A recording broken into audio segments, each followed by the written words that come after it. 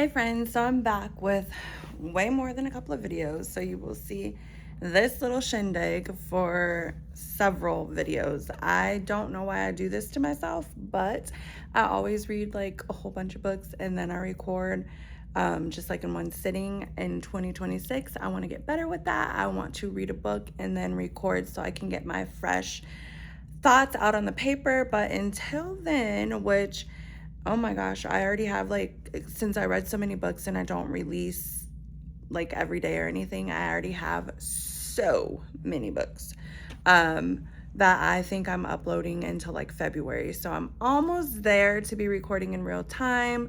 But until then, we will just do what it do. So this first book that I'm gonna talk about here is The Lost Dreamer. Now this was a Dollar Tree book and I really liked it. I can't remember the rating that it was on the Dollar Tree, but it's about okay, so it says, Indira is a dreamer, descendant from a long line of seers, able to see beyond reality. She carries the rare gift of dreaming truth. But when beloved King Ans dies, his son and heir has no respect for this time-honored tradition. So this book kind of takes place, has per se like two main characters and quite a few background characters. So one of the main characters is this one, I hope I'm saying her name right, is Indira. And she's an adult. And then there's also a child who's a main character in this story. Now, both of these women are women. This woman and this young lady, or young girl, I should say.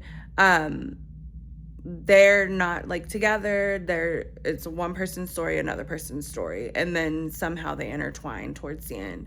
So,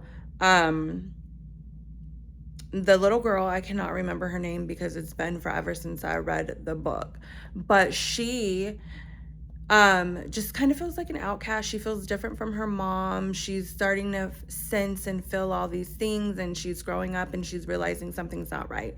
So then she sets off on a journey. On the other side of, the country, town, I don't really know the geographic type thing, there's Indira, and she's going through a lot herself.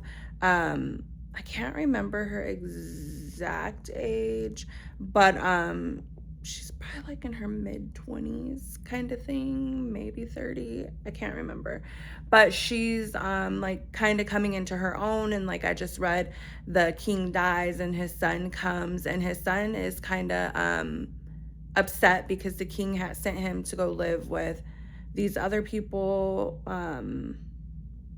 for reasons to help the community, like how they did back in those times where they would do certain stuff like marry off certain people so that they can create peace and like those types of things. So he sent his son to go live with these other people. His son becomes like accustomed to their culture, their thoughts, their ideas, and things like that. And so he kind of loses touch with the old ways and the spiritual side of things as they're doing in this city. And when his dad dies, he comes back to take his place on the on the throne as the leader and all that good stuff. And he wants to switch things up, and everyone there is like, we've been doing stuff like this, like what's going on? And so it's just these journeys to try to fix stuff and make it right. And then I by the end of the book, I don't know, like I loved it and I thought it was really beautiful. It really is the definition of kind of like a spiritual book, and I think this is like Mesoamerica.